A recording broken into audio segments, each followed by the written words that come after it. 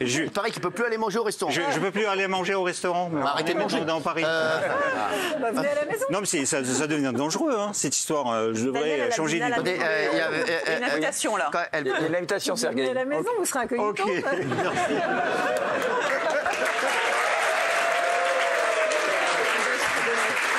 Est-ce qu'il ne veut pas me retourner au KGB? Ouais, c'est sûr. Elle peut l'amener au KGB. C'est sûr, mais c'est sûr. Non, mais sérieusement, je suis peut-être le seul espion qui possède des documents qui le prouvent. Bien sûr, bah oui. Parce que j'ai eu la décision de justice de la ville de Moscou qui m'a convoqué parce que j'ai fait un procès au service d'espionnage.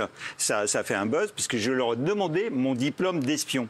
Et donc, il y a un juge qui m'a convoqué avec le représentant du service d'espionnage et a dit expliquez-vous.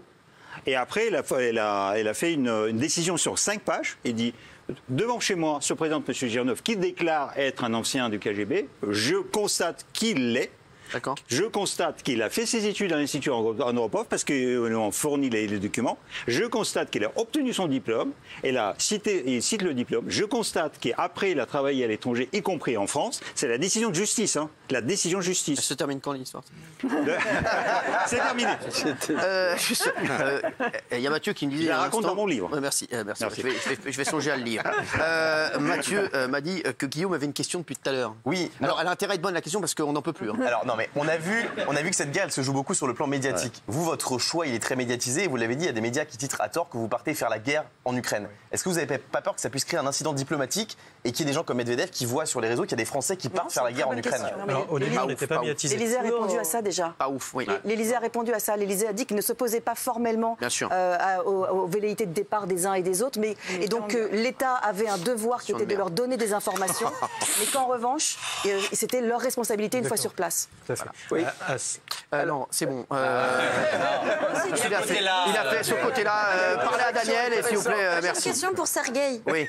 Sergueï, j'aurais voulu savoir, vous n'avez pas signé de trucs comme quoi vous n'avez pas le droit de parler de votre ancien travail, Le truc, c'est un truc, ouais. Parce que c'est vrai que les gens disent beaucoup que vous parlez énormément pour un espion, et du coup, est-ce que vous risquez pas des choses? Il est plus espion.